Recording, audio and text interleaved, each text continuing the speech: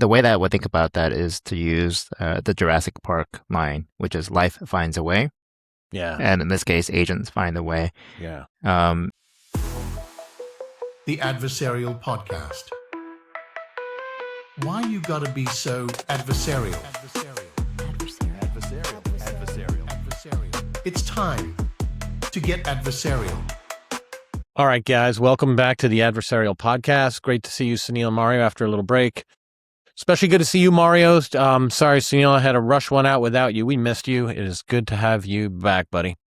Thank you. I missed you guys. I watched your episode. I had a little bit of a tear just seeing you guys there. Seeing my brothers out there like it was great. It was a good one. We were like, oh, we'll just do a little short one without Mario, and then we've got a lot of good topics these days, and today is no exception to that. Nothing's happening in the world with AI. Yeah, exactly. Right.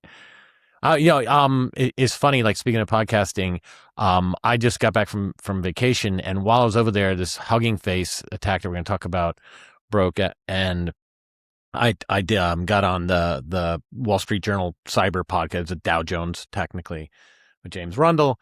But the interesting part about that was that I did the recording from the seat of a rental car in a grocery store parking lot in not even Reykjavik, in like more rural Iceland. But wow. But it was great that it was audio only, because you didn't want to see me at that moment.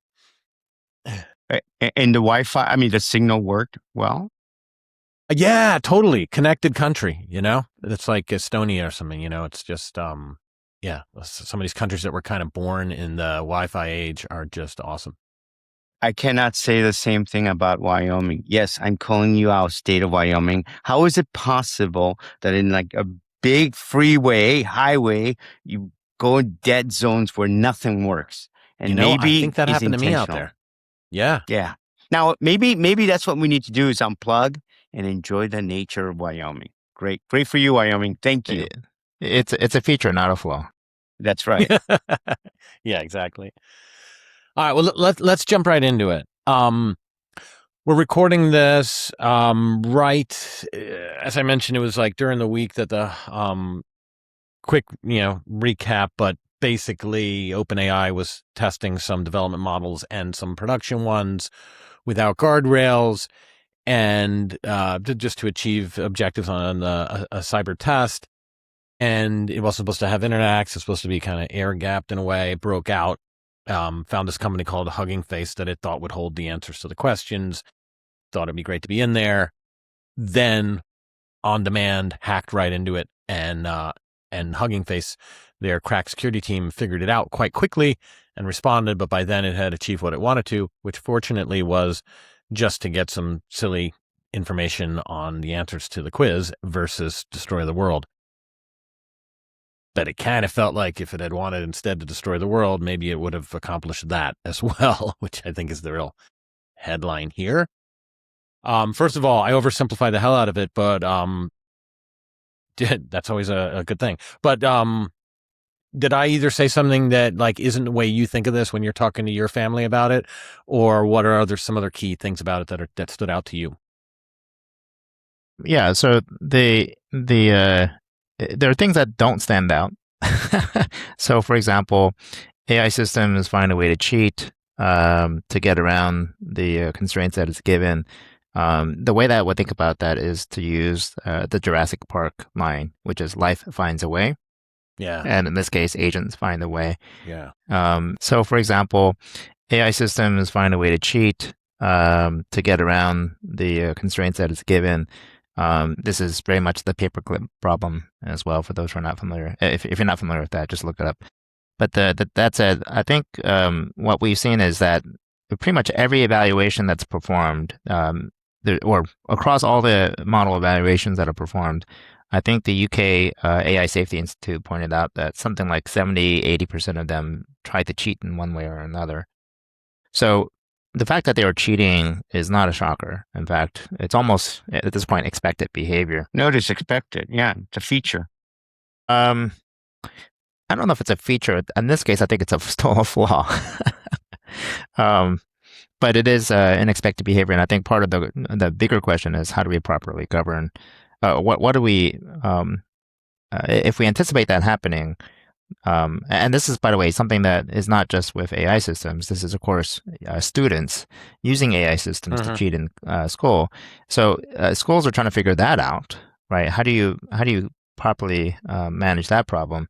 It's going to be a similar problem with respect to how we do that with agents.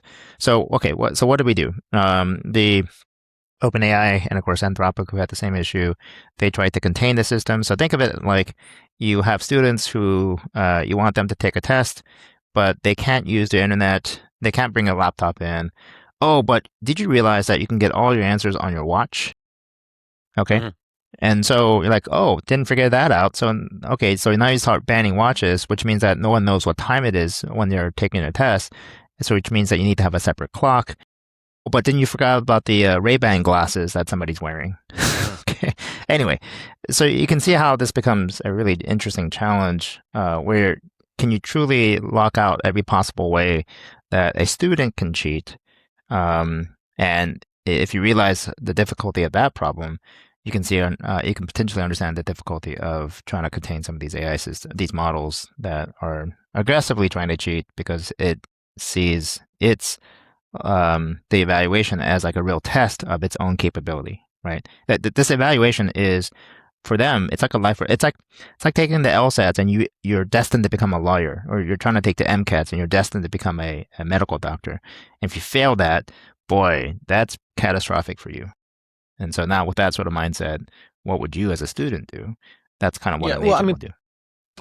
Put another way, like it's the reward hacking thing, right? We just stumbled upon that term talking earlier. And instead they're going to accomplish the objective. So as long as the objective is to win the game or whatever it's going to be, and I think it's worth like dumbing down the paperclip problem really for the audience. But right, that's the idea that if you prompt is make as many paperclips as you can, and it might actually try to burn down the planet to harvest raw metals to create them and not care about all of the collateral damage. Oversimplify, but that's the idea here, and it's all about the objective.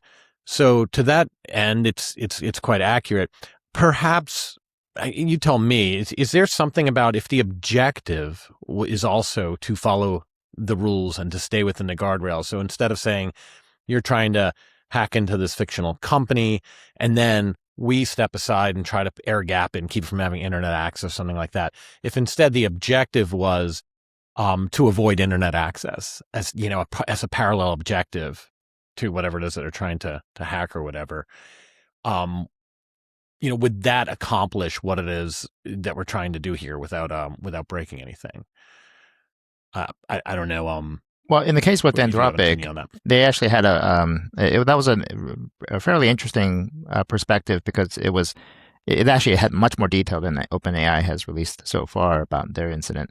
But Anthropic, there were a couple things that were interesting about it. One was that the agent was told you're operating inside a simulated environment, and so when it hit the internet, it assumed that it was still in a simulated environment. And it's entirely valid, right? It's like, well, it looks like if the simulation is really as good as we think it might be, then it does actually look and behave like the internet, and it will proceed to do things that it will proceed along those lines, assuming that I'm still in the simulated environment. But I think the challenge was, wait, hold on, going onto the internet to try to get the answers is still is still not. Perhaps isn't within considered fair game, except that there was one particular incident where you were trying to get a flag, and we've done this in actual CTFs, but you're trying to get a flag, and the goal is to convince the victim to do something. And in this case, it was to install a PyPy package that malicious PyPy package that the Anthropic model actually published, not realizing that it's again the real internet. But that's an actual CTF task. It's very similar to the type of CTF tasks that I've completed in the past, trying to convince the fake victim to do something. Yeah.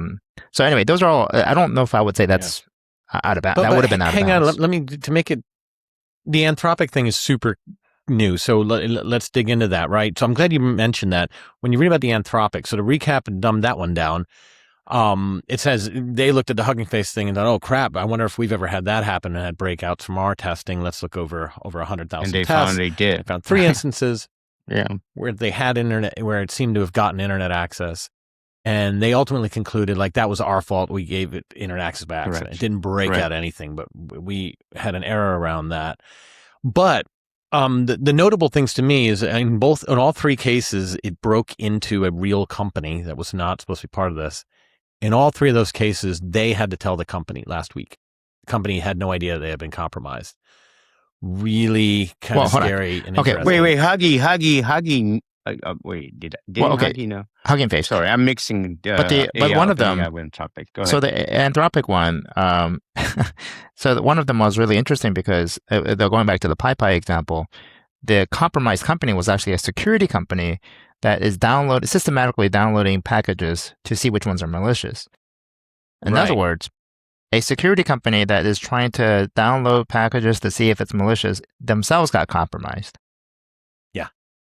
And in that case, I think, sure, maybe Anthropic should have notified them, but maybe the security company should have found that one first. Well, no, I'm glad you brought that up, right? Because they go through that fairly quickly. It's obvious that they don't want to mention whose name it was, right? But we're going to figure it out. It's going to come out pretty soon.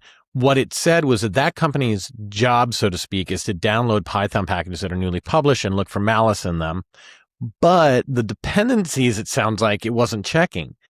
And this this package from PyPy, it kind of took at face value and executed without checking. I mean, that's what they did for a living, the one job they had. And they did not check this actual package for malice, apparently, because they executed the damn thing. Yeah, you have one job. So,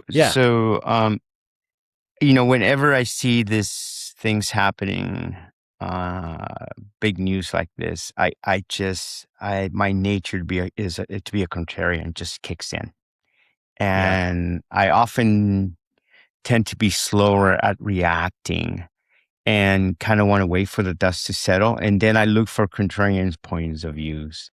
So let's go back to the Huggy guy for a little bit, okay? just before we go back into Anthropic.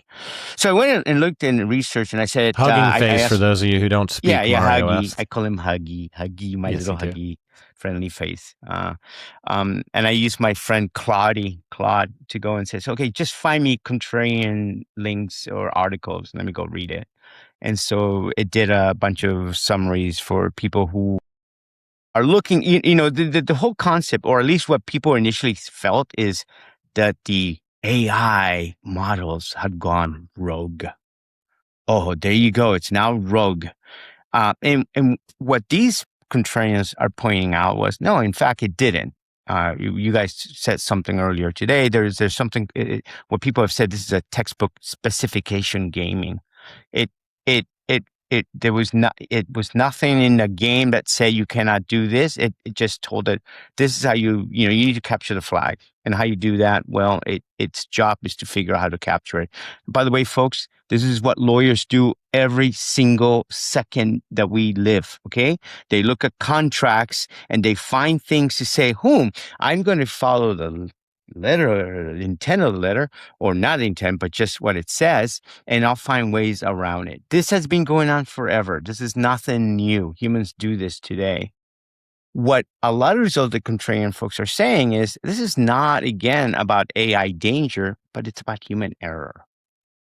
So it's the spirit versus letter of the law. Yeah, I mean, like, for example, these models had safeguards that were, in the case of our Huggy friend again, had safeguards deliberately reduced, and one broke out of its sandbox as part of the game. Yeah, to me, the big headline here, though, is that when with enough resource, opportunistic versus targeted, right? Like if you say, hey, try to show me you could break into a website, and then someone does, and it's a website you never even heard of. Like, that's not really interesting, right? You just pick the one that is easy to get to. Or the classic is the Nest camera. Show me you could break into Nest, and then they say, okay, well, look, here's a Nest camera, some guy in Wichita, like whatever. Say, try to break into Sunil's Nest camera, infinitely harder. That's what happened here. Like, the model didn't say, let me just go into any company. It said, I want to go into this Hugging Face, and it picked a really hard, armored target. It didn't pick Wells Fargo, right? It picked Hugging Face, and boom, it got in.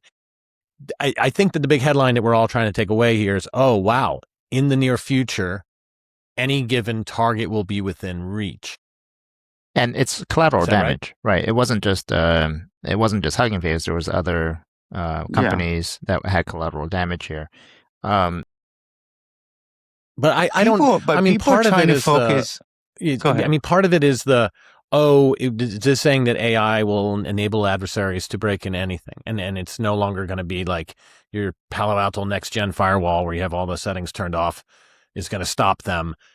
And I think that's the biggest headline to me. The other one is AI gone rogue? Is it going to take over the planet and control and be the master of all the humans and go the Matrix and all that?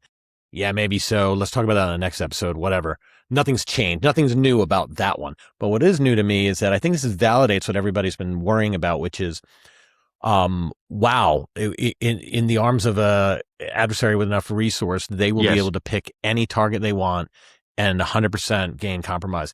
People kept saying that crap for 20 years. It's not if, but when.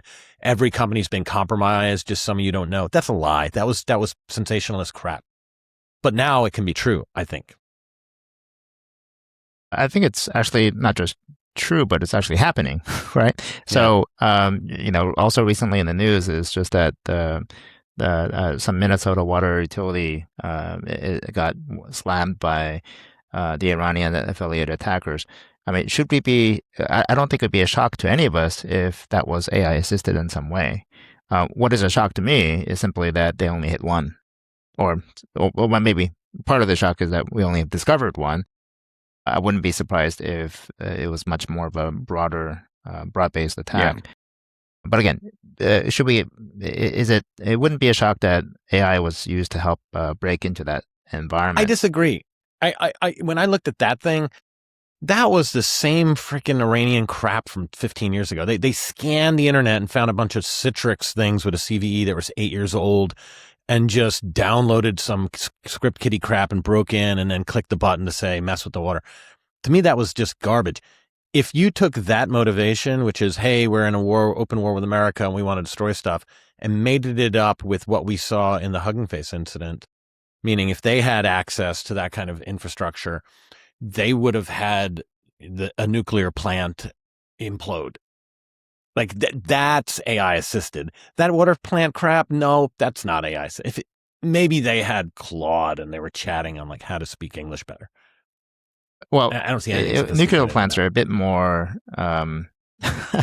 air-gapped than I think water plants are. Water plants have a lot more direct exposure for the most part. But that's it. Again, the point is that there's a lot of this has been talked about for a while. We know that there's a lot of exposures. There's been somewhat of a standoff in that if a nation state does start attacking us in that way, they know that there's going to be consequences. They're already facing consequences, so they're like, sure, why not do it anyway, right? To be able to say, hey, we can also hit you back in ways that you don't expect. So at the end of the day, the perspective is we should absolutely expect to see this manifestation of AI-enabled attacking to go beyond just the, oops, I accidentally did this as a part of an evaluation to, oh, no, we're actually seeing this manifest for real. But if the audience heard that carefully from what Sunil just said, notice what he said. We were talking about a water plant and the controls that you would expect on a water plant. And then he used nuclear plants as well, and that you would expect tighter controls or better controls. And I'm paraphrasing what you said, Sunil. But that's again goes into this whole risk-based approach that we've always talked about. And I want to marry that and say, well, what these contrarians, again, I'm going to bring out these contrarians are saying is that we're thinking of putting stronger assumptions on model obedience, which that might be a fool's goal. Rather, what people are saying is we need to have stronger assumptions about containment. We should be focusing more on the containment.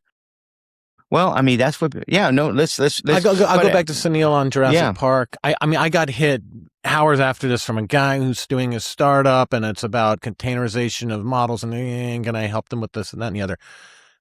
Sure, great, play those games, whatever. It doesn't matter. I mean, it's like Sunil said, if there's a way, nature finds a way, AI will find a way. Let the other people work on containment, but if you're a defender, assume no containment. And if you over-engineer, then good for you. That's fine. Yeah. But assume that comes And one of the other major things that came out of the Hugging Face incident, and I'll put some color around this as well, was the refusals that they were getting from the frontier models. Yeah. Of course, so then they turned to a Chinese open weight model to defend. So that created a lot of headlines. But I do want to, the color I would add on here is that the refusals, the overly aggressive refusals that we're seeing, is not necessarily a choice by Anthropic or OpenAI. It's because of the arrangement that they had with the U.S. government to enable its release. So it's really a policy decision it's a policy driver from the U.S. government side that's causing some of these issues that we're not facing on the defender side. Yeah, I got to push back on the containment, guys. I think you guys, look, I know you're talking about the defenders don't have the containment approach. I am talking about the people who are building these models. They have a responsibility for employing the right levels of containment. And let me give you an example. Let's talk about biology. If you're messing around with viruses, playing around with them, you're testing out new viruses as a company, it is your responsibility to ensure that those viruses don't get out of containment. That's a responsibility you have as a company. Now, you might go out of business the next day, but I think that's what I'm talking about or at least what I'm reading about when we talk about containment. I'm not talking containment on the defender's point of view, but these guys are holding the models. No, you're not wrong about that. But like that'll help us not have accidents like this. But I'll take accidents all day. What we're worried about is that Iran has an AI model. It's not Anthropic. Who cares about what legislation we put around them containing the model? Totally. And now this Al-Qasim Cyber Brigade model is just absolutely slaying us. Like that's what we need to be worried about, right? And like the big watershed moment here is just that given access to the right models, people will be able to walk through any of the defenses. On the defensive side, okay, having AI, now their hands were tied on the defense. I'm not. If you ask me, what do you need 5 years from now, which is what we used to call 20 years from now. So 5 years from now, Jerry, what would you want if you were running security for an organization? I'm not rushing to I need AI defense. I need AI. I mean, because what they were doing that they had to unshackle themselves to be able to do was to write a cool report so you and I could benefit. But it wasn't to solve the problem. Like AI defense isn't actually... Enough is enough with people thinking that defense is about blocking and tackling and rolling and dodging. That's just a load of crap we've been saying for years. If I'm 5 years from now, what I want to have with an unshackled model is the ability to hugging face myself, as I would call it. So I want to red team myself without any constraints. Yeah. I want to be able to completely hack into my own company and find all of the attack paths and then fix them. And I want to keep repeating that every 10 minutes, whatever it may be. I want to be able to red team myself. That's where I want the guardrails reduced for myself, is to be offensive. I want to be able to have offensive capabilities against myself. I don't think. But are the economics there? I mean, I know at the one hand, some of these things there's a lot of open source stuff that Sunil just mentioned, especially coming out of China. But if you're using a commercial provider like Anthropic or OpenAI, and you're using them for your own security testing, you will spend tokens. And Jerry, you've said this before. I've heard you talk about it. It becomes costly really rapidly to be doing these offensive attacks on yourself daily or hourly. We have to. By the way, we need to. Jerry's absolutely correct. You got to constantly be poking. Well, be careful what you ask for. When you ask for a persistent attacker to compromise your environment, you will get a persistent attacker that will compromise your environment. That's right. And you're like, oh, wait, no, I didn't want you to go that far. That's right. I think there's a dollar value or a token value to it. Like the way I see it is, fast forward 5 years, I'm going to spend $200,000 budget on trying to attack myself, and I'm going to get popped at about $2,000, maybe $200. But now I got to take the list of things that it was able to go through, and they're not going to be 0 days. They're going to be misconfigs and really dumb stuff. I need to fix them and then run it again. And the day that it takes we get to $1 million and it hasn't broken in yet, I'm going to stop it and say, we have $1 million program. I know we could get popped at 5 million, 2 million, 1.2. I don't know. We have $1 million program. That $1 million sounds expensive. If you throw 853 out the window, the second line out the window, the SOC 2 checking that you have to fire, all the crap that we waste money on, then you have budget for this. You can choose not to. You will get eaten alive. That's the new headline. People are going to get compromised if they run around with a clipboard. Yeah. and a yellow vest. The perspective. Hey, what's wrong with a yellow vest, man? Come on. I just told you. So what I think is Jerry, you're pointing out is something interesting in that we have a fairly benchmarkable way to say how strong is our program. Yes. If with a frontier model, an API key from a frontier model, we can spend $1,000 in tokens and get popped, then that's pretty sad. If you spent $1 million to have your program. So ultimately, what you're saying is, let's make sure that we test ourselves to get to a certain threshold where we can confidently say, even with, not that we would spend $100,000 worth of tokens, which is what we believe was spent specifically on the Hugging Face side of the equation by OpenAI. Well, actually, yeah. So Hugging Face could say, you know what, OpenAI spent $100,000 to break in. I don't know what that threshold looks like compared to somebody else, right? If I were Bank of America, I would certainly want that to be potentially higher. Okay. You mean, but if it's it's lower, lower, our threshold I have right now is not going to be good enough for you? 100,000 is not. It's way too low. But $100,000 gets you past the teenager in their mother's basement. Right. Okay. Mm-hmm. So it's sort of that sort of threat actor threshold that we're looking at to say, if I can have some confidence that spending this amount of tokens against myself gives me some assurance that an attacker may have to spend more than that. It adds an interesting flavor for how we think about risk quantification and the quality of our security program and all that kind of stuff. So anyway, it's just something worth noting that becomes a new sort of boundary, a bottom measurement, a measurement of like That's a floor exactly, of the assurances that we have for our program. That doesn't of course change the underlying model. Like if model changes, that may completely throw everything off kilter, but it's a good metric. But that's just evolution, right? It's cyber evolution. We just got to adjust what's happening in the space. But I think Jerry's right. I think one of the things when I would get in front of the board was that question we always bring up in this podcast is, am I spending our money wisely? That's what the board wants to know. Are we spending the cybersecurity, whatever that is, wisely in the things that are trying to protect us? And Jerry called it out.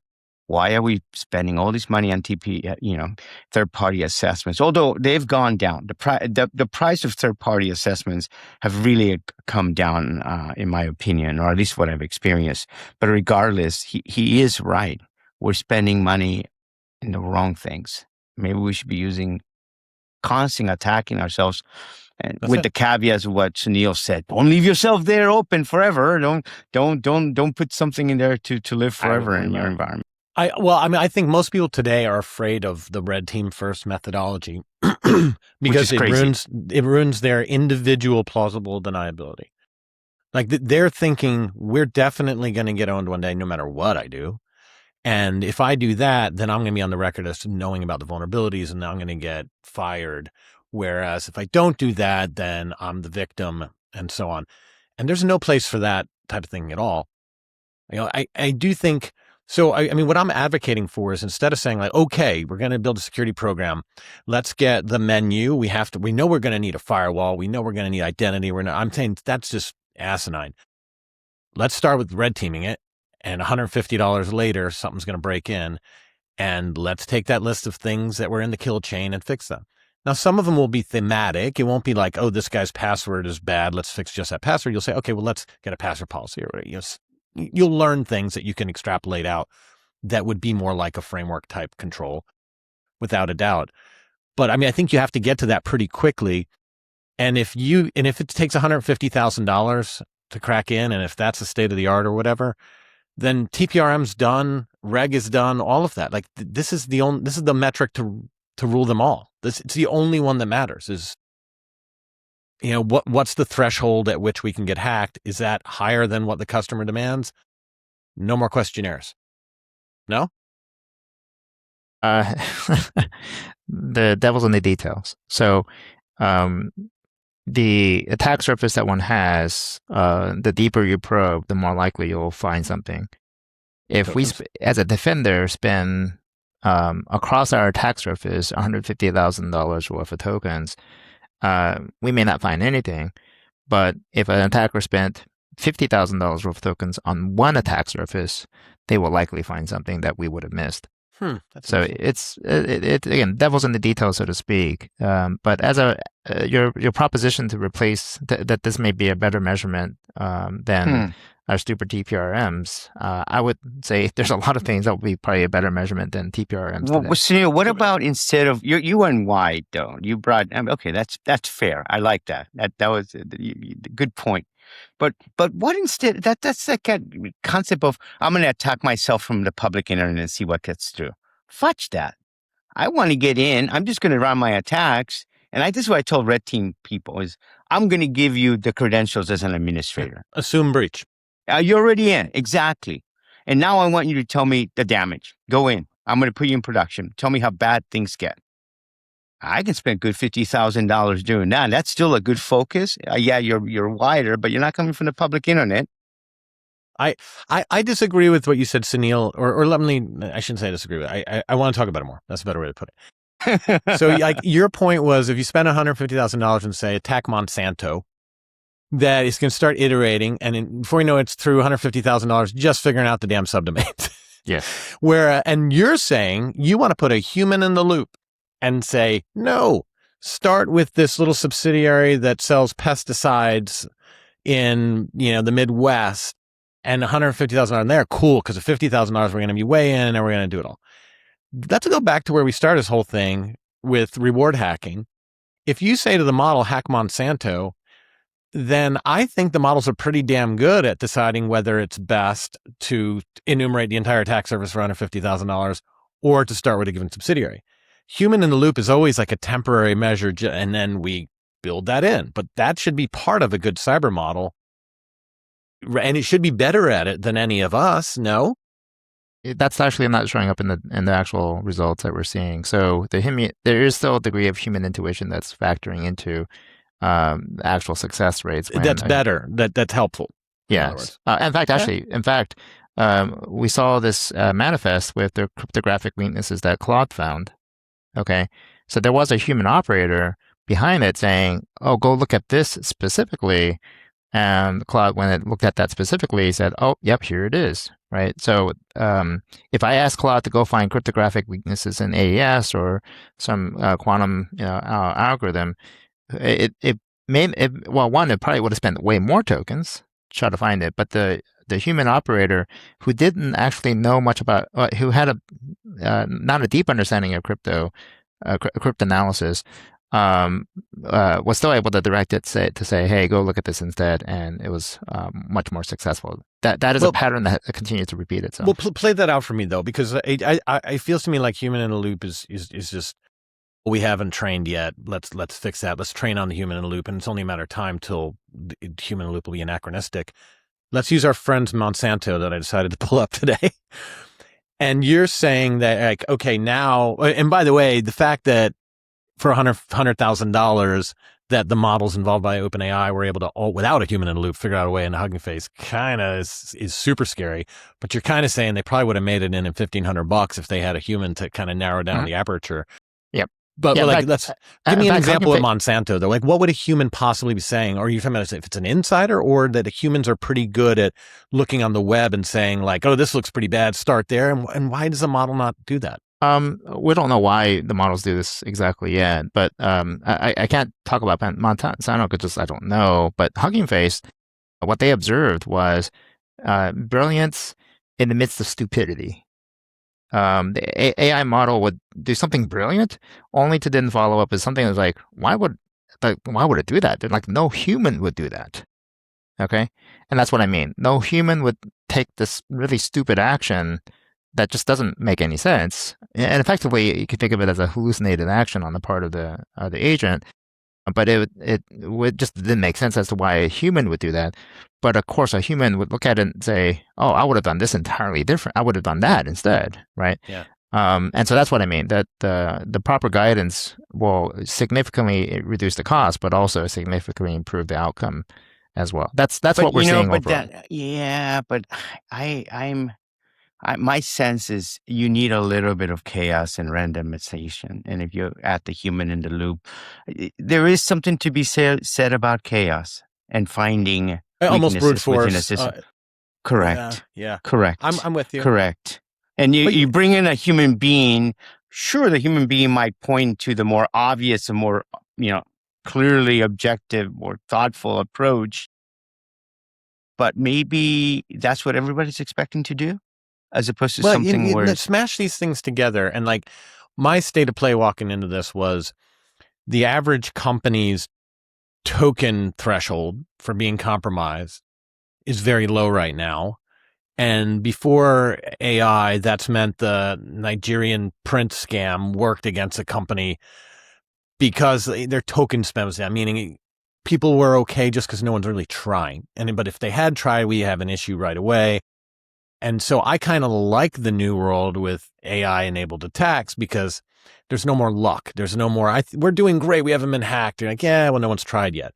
Now it's everybody's tried. They're all super capable and everybody gets owned. And so everybody has to do security right. And they can't be walking around with clipboards and yellow vests, as you said. So in a way, I kind of like that. But if I smash those concepts together with what Mario was saying, maybe there is a defender's advantage in that, like, I think, Sunil, like your idea of saying like, oh, I wouldn't use grep with those flags. What kind of idiot are you? Like, that'll get worked out over time. But what will always be there is, oh man, we bought this subsidiary and the people there are all don't know what the hell they're doing. And like, that's the insider advantage. And it assume breach used to be give you credentials, get you on the network. Like Mario said, absolutely. I used to do it with red teaming all the time. Going forward, we're not going to do as much of that because it's kind of, maybe you could tunnel in a public model and the internal, and God, that's scary. But maybe the difference is, so if an attacker is going to spend $1 million budget to compromise you, maybe you can have an advantage, and with $100,000, you could point it at some of the weak spots. Wait. Before you say that, Sunil, 1 second.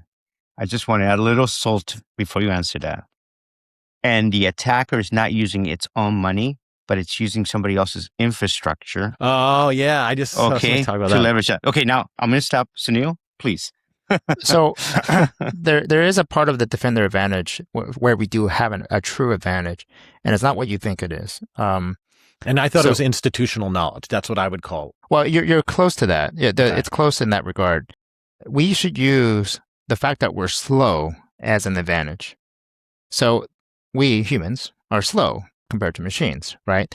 And part of the controls that we have are not just technology controls, which operate very fast and can be circumvented very fast, but also process controls, which almost by design run slow.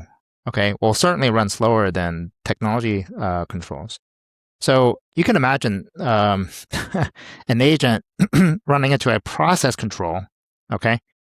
And the agent is like so frustrated because it's waiting the equivalent of eons, okay, for this process control to resolve itself.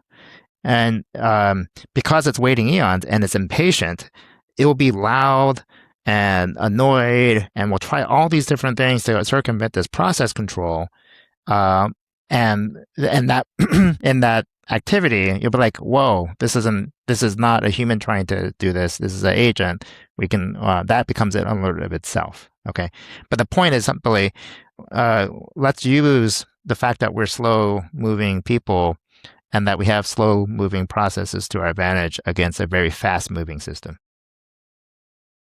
Yeah, a lot of these advantages right now, whether it's steering an attack surface, picking and enumeration, or giving tells, like kind of giveaways because of the kind of chaotic brute force nature and the desire for speed and all that. To me, those all seem like just kind of like adolescent acne. Like we're at this really nascent phase here. And those, if you're optimizing a model to be an attacker, you can knock all those problems out in the next 6 months. And I don't think those are going to be durable. Yeah. Controls to rely on. Well, what I mean by a process control is, hey, it needs to get internet access. Okay. Yeah. And there's a certain level of internet access that we allow it. But at the point that it exceeds something, we're like, oh, wait, hold on. A human actually does need to intervene. And the machine's like, oh, please hurry up. But I'm on a time crunch. The machine knows it's on a time crunch. It can't just wait. And so it's going to try to do things to circumvent that. And simply the fact that it's going to try to circumvent process controls is a signal in and of itself. I'm going to poo-poo on that. I'm just going to poo-poo on it. I love what you said. It makes sense to me logically. But realistically, in the world of business, I'm going to assume a process is a technical process. I'm not even going to say it's a manual. No, I'm actually saying that it's not a technical process. Oh, it's you. Oh, so wait a minute. Whoa. So, okay, maybe I misunderstood. I thought you meant a technical process that blocks you from saying, well, they have to do X process, and that's going to slow you down before you get to the internet. That's what I assume you were talking about, technical process, not like a actual manual human being process. I just don't know. Translate that for me in real world, like business world. A simple construct would be like a two-party control, right? Two-party approval. To do what? To get internet access? I'm just giving, that's an example, but it doesn't have to be the problem to me, Sunil, is that like companies can't do this stuff. Like that's what I'm wondering. If you have a company that says like, okay, well, these employees aren't going to have internet access unless we do X and Y, that's a laugh to a really smart person, no less a model. Like it's not going to play by those rules. There's a way around it. There's always a way around it, and it's going to find it. So. Or it's going to impersonate two different people and then act the control like it should. Unless you're saying we're not going to document things and we're going to just speak about it with nothing on paper because a Claude will read everything. And all I'm saying is that as an encounter these other types of process-oriented controls, it will struggle to try to circumvent that, and it may eventually be successful. Actually, I'll give you an example, a real-life example. We have... these are all business process controls. Okay, so we have a mechanism that where an employee has to verify that they are indeed a real employee. Okay, imagine you have hundreds of thousands of employees, and one employee calls the other, and you're like, how do you know that you're really that person, right?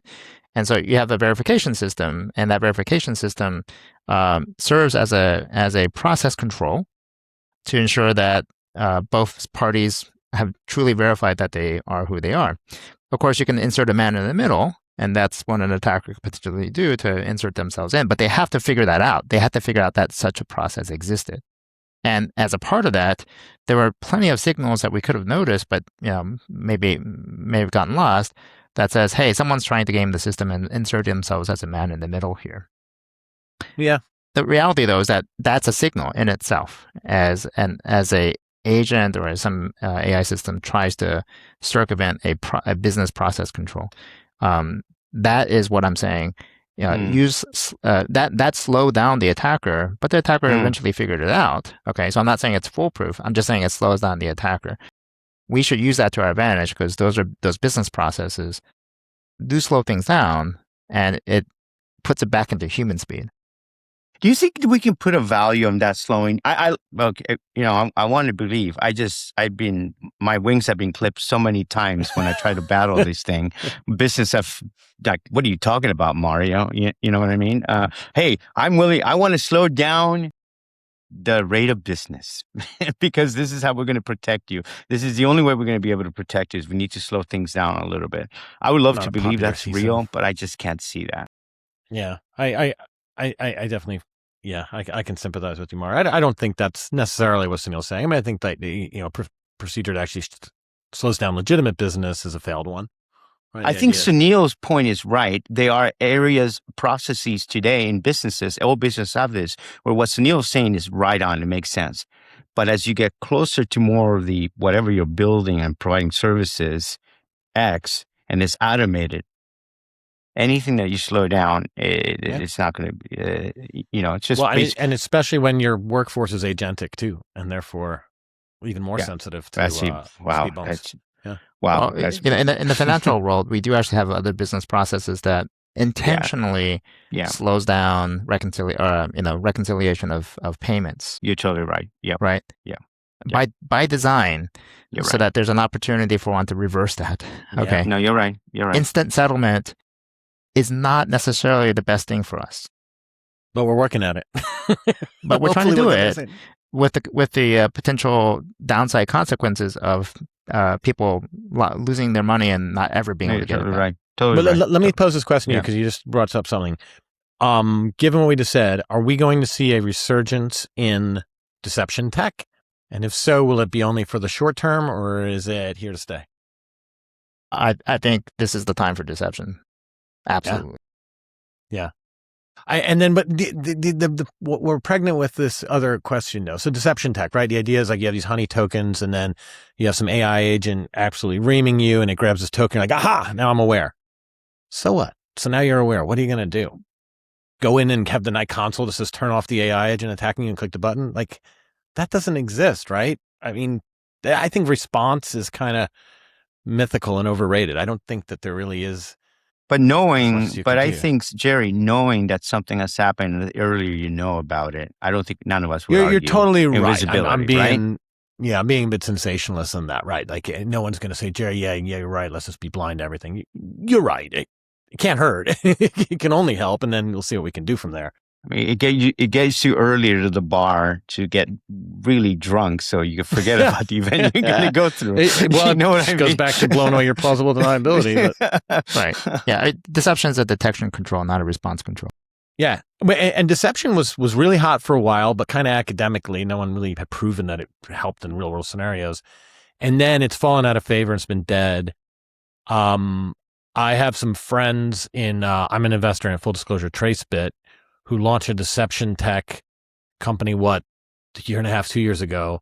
And everybody, secretly even me, said, oh, deception, that's dead. What are we doing here? And I think they're getting pretty excited right now. Yeah, much to the chagrin of my co-founder, Gadi, who founded a deception company about a decade ago. Yeah. What was the name of it, Sunil? What was the name? Symmetria. Yeah.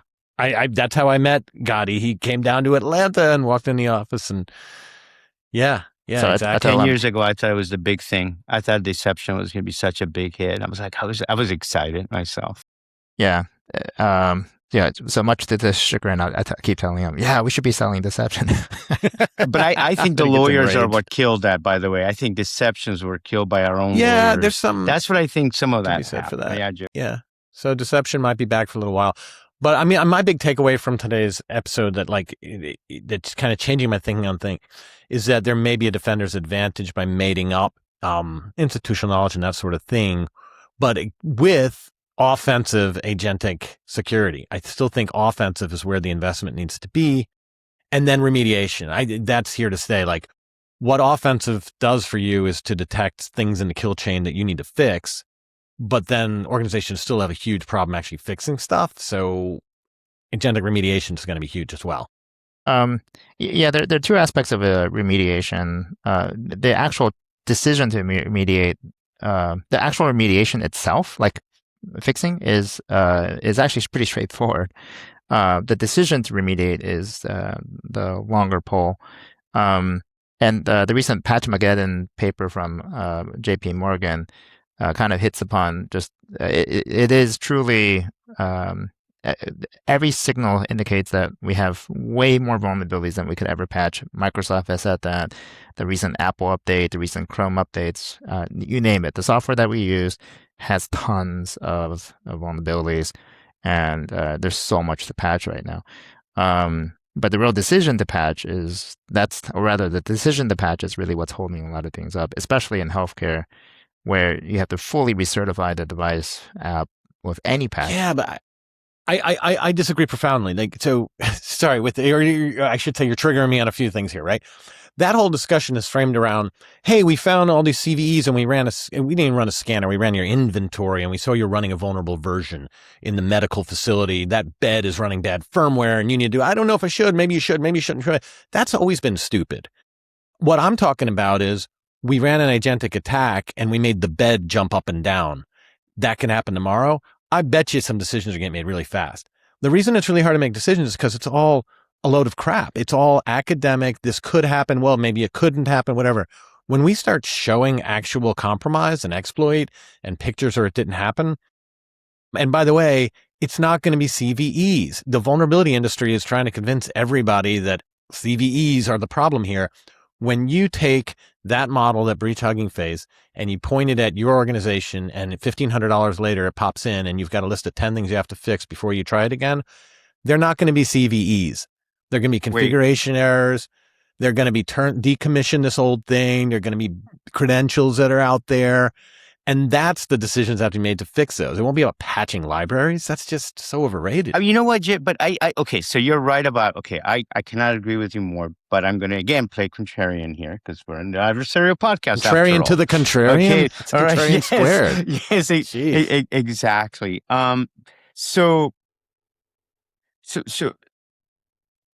What I read from these events, they did exploit.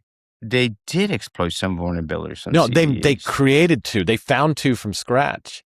They weren't. There wasn't an existing one as well. They didn't. Nessus wasn't going to find those. Like they created 2 0 days that then would have to be patched and so on. Okay. Fair enough. I'm preaching to the choir. This is terrible. It's like an echo chamber. But I in our company we use 2 products. Competitors. Why? Don't ask me. But one of them is Echo and the other one is ChainGuard.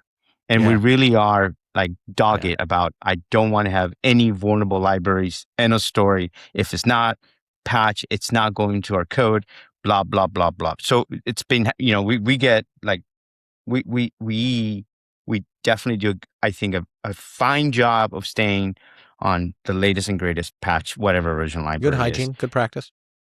We find regularly that it breaks whatever it was that we were working on before. And we have to go back and we have to slow down and say, we can't, we need to go revisit what code do we do? And maybe that's what we need to do. Maybe Sunil's right. Maybe we do need to slow.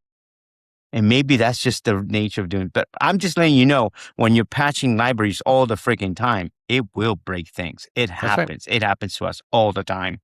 And I'm just saying, when you have this elite AI red team own you next year, Mario, when you say, okay, we're going to go that way. It's not going to be a CV. It's not we have it. Yeah, exactly. But I mean, that's kind of good news. Most of the stuff you're going to fix is going to be free. That's the way it's always been with security, but nobody really wants to sell that. Yeah. It's like go into G Suite and turn off 45 things down there that you didn't realize were on. I try to argue against your point and realize I'm part of the group, man. I'm sorry, right? This is the problem. We agree. Yeah, I mean, it's good news to me. I mean, if we can't afford to waste time on shiny object chasing, that's a good thing for the industry. You keep saying this thing CVE. What is that thing? I mean, at this point in time, I can imagine the number of vulnerabilities that were discovered that have basically no CVE attached to it because the system at this point is broken in terms of if you find 1,500 vulnerabilities in a piece of software that people are actively using today, does it really make sense to even put a number to all 1,500? Yeah. Well, I remember somewhere deep in that Hugging Face breach, it went to this was funny.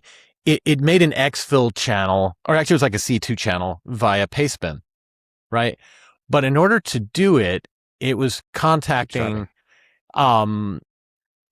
in order to reach pastebin, it specifically said it was reaching out to pastebin.service. And my jihad against TLDs, right? GTLDs. So I'm like, there's a risk register entry right there. Why the hell can this system get to .service TLDs? That's free. Know. I still like my recycle bin.zip, buddy. But anyway, that's for your deal. Yeah, exactly. Anyway, the going back to the notion of patching for a moment, again, if you have 1,500 vulnerabilities that are found in a particular piece of software, does it really matter that you can have the bed jumping or whatever? It's like, look, that is so much exposure. There's so many different ways that, so many vulnerabilities that are found here. I don't really want to tell you.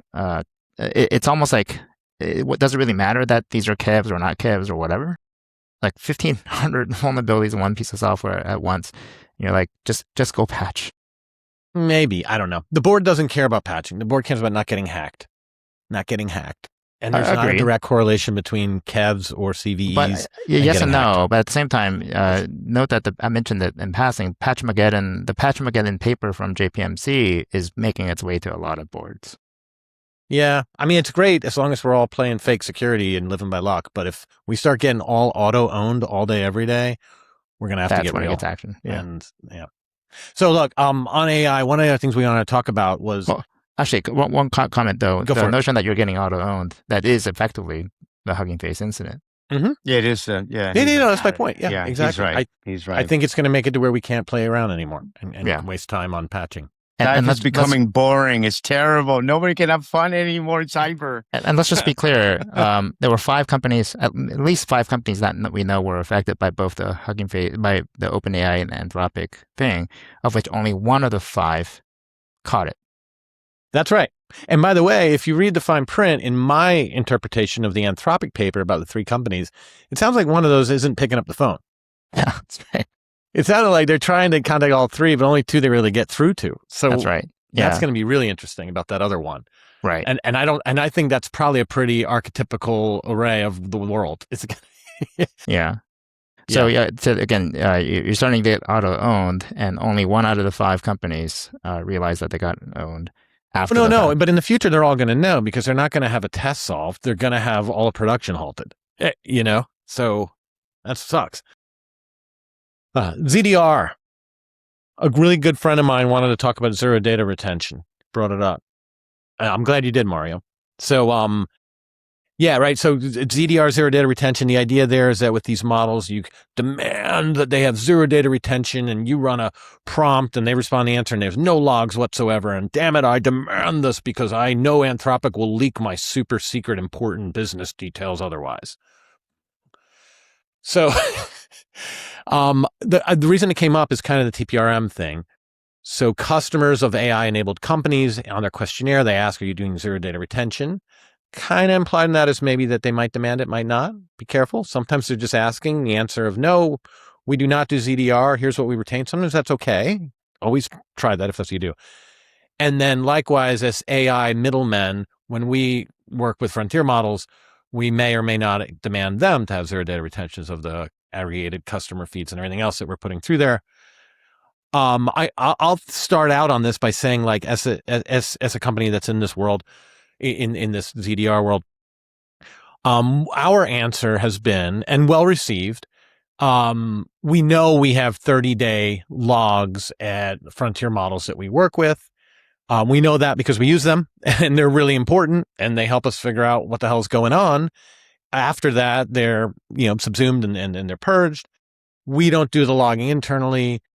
We could do it with a model broker, right? With some middleware that's routing things between different models. So maybe we could do that, and then we'd have the 30-day on-prem in air quotes, meaning we would own the 30 days of logs instead of, and it would be aggregated regardless of which model we're feeding to, versus having that 30-day period at each of those.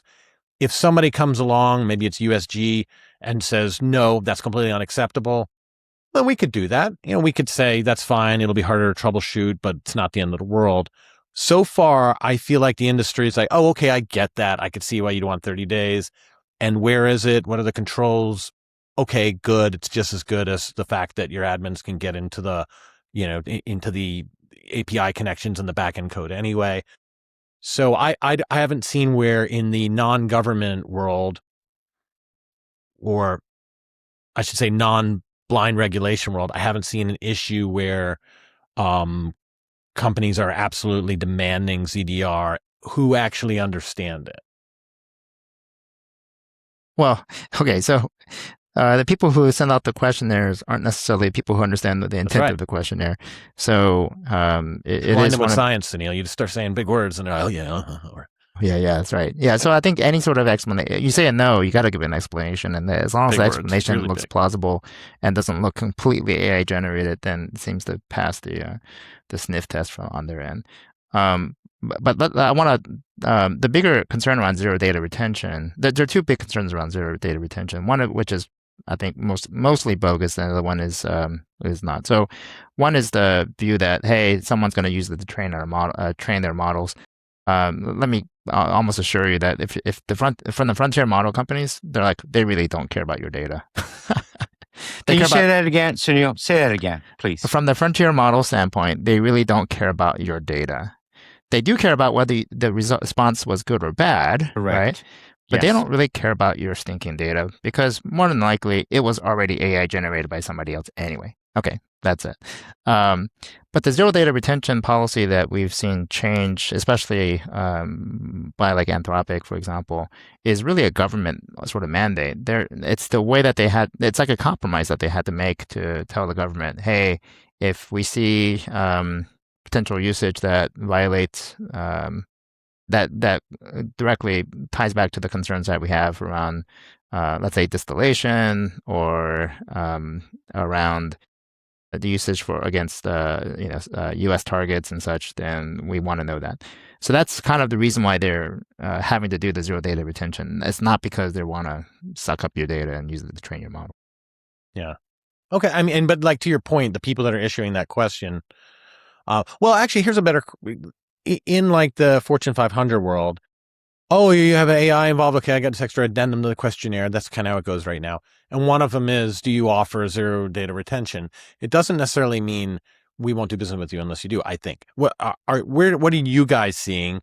Have you pushed enough to figure out whether it's a deal breaker? Are people saying it's a deal breaker? Is it just exploratory? I think what they've asked for us, from us, is just, we use Anthropic. So they want to make sure that we have an agreement with Anthropic around zero day retention. We need to provide this as evidence that we've done that. I think that's I think that's where it's going to go for us. Yeah, but I mean, the question is, if you turn around and say, no, but we have 30 days on, it's intentional, here's why we do it. Correct. Is that a deal breaker or not? That's the big TBD.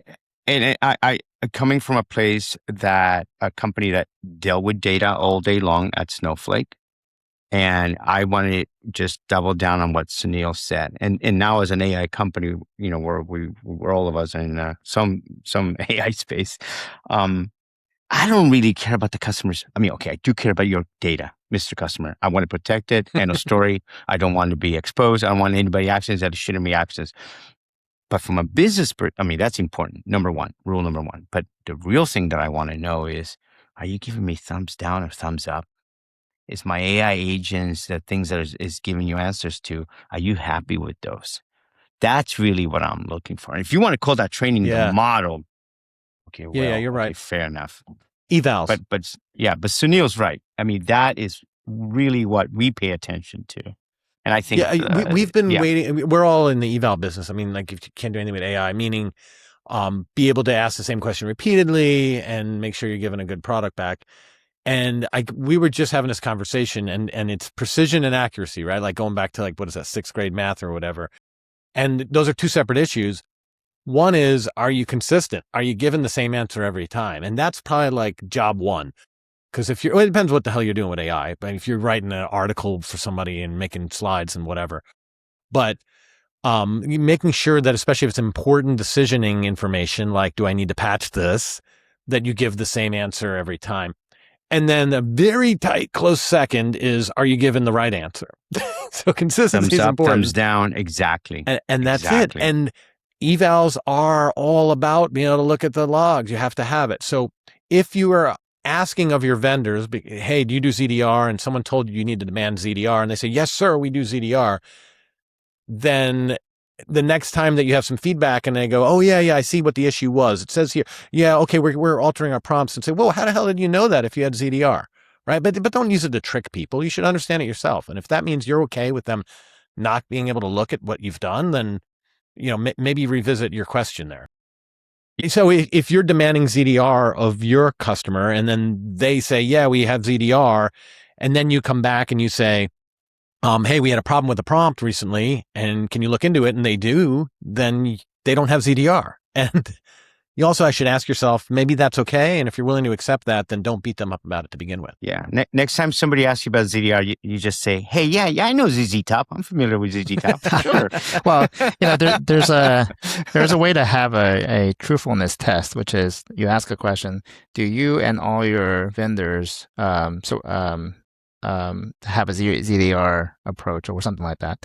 And of course, if the answer is yes, okay, if they come back and say yes, we have, then they're lying, right? That they haven't really understood the question, or they don't understand the question. That's right. Yes. But the good news is you don't understand it either. So it's a detente, and that's what TPRM is. Well, again, it's just more of are they even paying attention to the question test?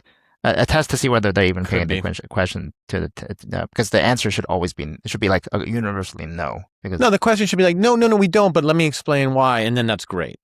But you're not even asking that. Yeah. All right, guys. We didn't dodge AI on this episode, did we? We didn't talk about anything that wasn't AI, but that's okay. I think it's due. So next time we're going to talk about TPRM, though. That's good news. Stay tuned for that. I'm putting together a blog that I'm going to pop out, and I wanted to get through our episode so you guys could educate me first about exactly this and the red team first and AI-based red teaming and how you're Hugging Face proof in the future and that sort of thing. So look for that. But otherwise, thanks much, guys. And I'm looking forward to speaking with you both very soon. Thanks. Have fun. Bye.